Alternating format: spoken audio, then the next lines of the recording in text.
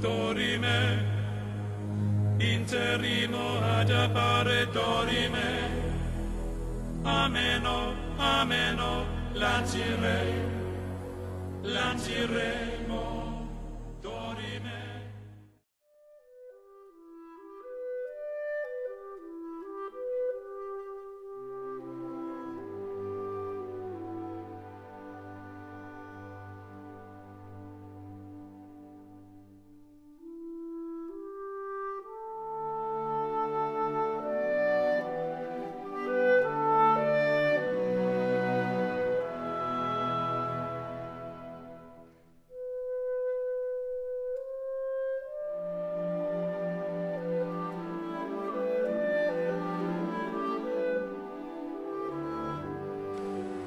Because I feel happy and finally feel at home.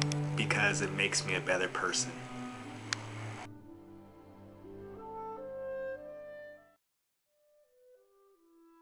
Unifyism transcends the concept of organized religion. Organized religion that has brought humanity suffering and pain. Unifyism restores faith in humanity by bringing us together to live peacefully, knowing who you are and knowing who I am, without divisions. For in our material world, divisions are nothing but an illusion. Who am I? I am not this vehicle you see, this body. Who are you? You are a soul, and that's what Unifyism is about. It's hard to embrace this concept because as humans, we want to see things, we want to touch them. When I talk about our soul, we can't. We don't have the tangible evidence. That's the importance of faith and believing that you are my brother in a soul, because you're not a vehicle. You're not this body we carry. This is temporary. To speak of Unifyism and really understand it, we need to know where we came from and where we are headed. Or in other words, what's coming next. In the beginning, when we were created, not as human beings, but as souls, when our soul was created by God, by the causa sui, by the one and only cosmic force, we were all one, unified. Many units merged into one. We thought it would be okay to separate from each other, and we did, without realizing that separation would create a counterforce that would pull us further apart. This counterforce, which people usually call evil, was not created by God, by the force. It was created by us, by accident, and it has a life of its own, but only for as long as we give it life. Since then, this counterforce has kept us apart. Life on Earth had started to develop. The cosmic force was causing the process of evolution to occur naturally, and the purpose was to create vehicles in this Earth that could house our soul in the material world without incarcerating it. Vehicles that would be made of matter but developed enough to merge with our true nature. So we had the Homo erectus, the Homo sapiens, but when it got to the Homo sapiens sapiens, which was not yet the ultimate vehicle, some of us who wanted to be independent occupied these vehicles, and we all had no option but to do the same. So we are in these unfinished Homo sapiens vehicles. The ultimate step in evolution, the Homo absolutus, which means the finished, the complete, never came into existence.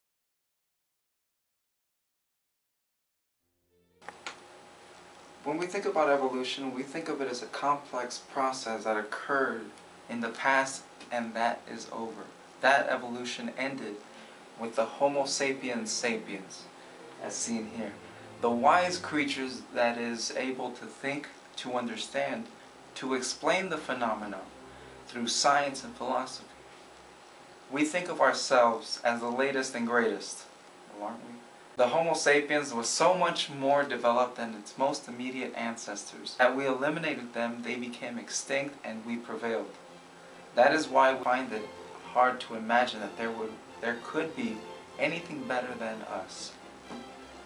However, there is scientific proof that our bodies still have a lot of evolving to do.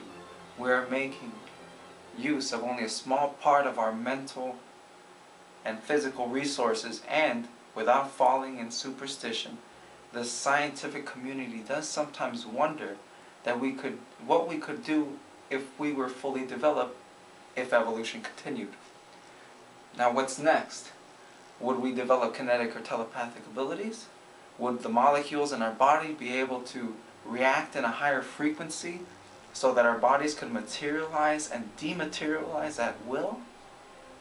Could we walk through walls or other matter at will? I mean, there are so many theories, but that's all they were until now. There have been unified souls that have incarnated to show the way to unification. Some of them are Jesus, Krishna, the Buddha, and others. They were unified spirits that never separated to begin with. The problem is that their teachings are incomplete. They were never fully understood. The ancients, the very first human beings, believed that the nature of women as nurturers allowed them to be closer to God than men. Men's nature was more concerned with worldly matters, while women were more concerned with spiritual matters. This is well illustrated by the old depiction of the lovers, where the woman is looking at God, while the man is looking at woman. This belief has some truth to it.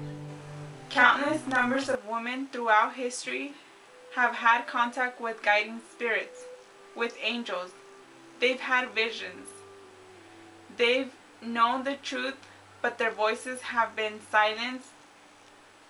If you take a look at the major scriptures of every religion, you will find there are a lot of missing.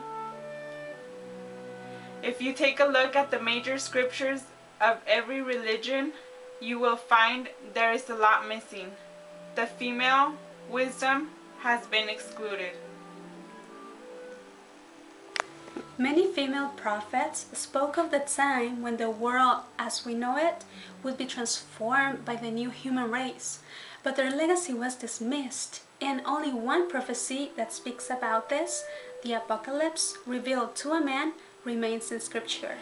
The Apocalypse tells us about the 7 seals, which each one represents one of the 7 continents.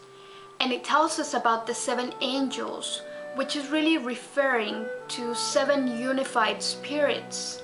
6 of them which have already incarnated, 3 females, 3 males, Jesus being one of them. And the 7th, which the Apocalypse tells us is the one who will sound the trumpet, indicating the start of a time when all the kingdoms will unite, and they will become the kingdoms of the Lord, and he shall reign forever and ever. This is a time of peace we have all been waiting for. It is not the end of the world, but the end of the old, the birth of the new unified humanity. What the book of Revelations is really telling us is that there are 2 events that mark the end of the human race as we know it, and the beginning of unification. One is the opening of the 7th seal, and the other is the birth of the 7th unified spirit. When the European expedition discovered America and colonized the 6th and 7th continents, North and South America, this is the moment when the 6th and 7th seals were broken. Finally, humans on the other side of the globe knew about our existence, and vice versa. It is during this time that our Supreme Master Ixchel was born. In Mexico, half indigenous, half Spanish, a daughter of a conquistador and an Aztec priestess. From a very early age, she had visions, encounters with guiding spirits that told her everything we all now know. But it wasn't until she was 15 years old that she almost died. In this near-death experience, she was instructed to ask her father to take her to Spain and to initiate a quest to find the writings of Mary Magdalene and the other female unified spirits, and to start preparing the path for the coming of the 7th unified spirit. So she did this, and her whole life she dedicated to this mission. She had many disciples who helped her maintain the secrecy of the Unifyist teachings until they could publicly disclose this truth, until society was ready. Many prominent men and women of all nationalities have been part of the secret society since then. The women who fought for women's rights, civil rights leaders, all these people who helped speed up the process to create a society where this truth could finally be publicly disclosed, a safe society where the seventh unified spirit could finally be born and teach us to unify ourselves and finally reach the last step of evolution. She's finally here, the cosmic woman, the Christus, the seventh unified spirit. I was very surprised when I was asked to run some tests on these DNA samples. I was expecting, normal human DNA. But what I found was not only unexpected, but exciting as well. This DNA sequence is nothing like I've ever seen before. It is way too complex for us to decipher, and it will take a few years and much analysis before we can conclude anything. But however, as you can see, this is not normal human DNA, and it is already present in this earth. Just being able to talk to the Christus, to hear her speak, to learn her teachings, it is the highest blessing anyone could experience. Everything about her, she's so full of compassion for humanity. She's love and is the way. There's no greater privilege than being in this world during this luminous time.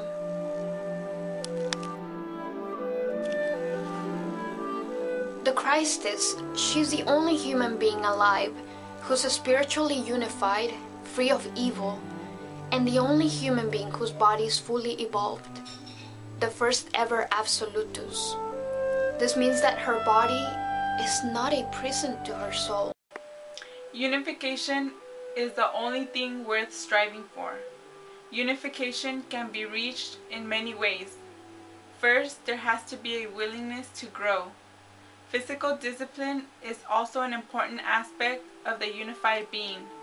Prayer and meditation, which are moments when we unify with the force temporarily, and many other higher teachings that only a unified being can teach.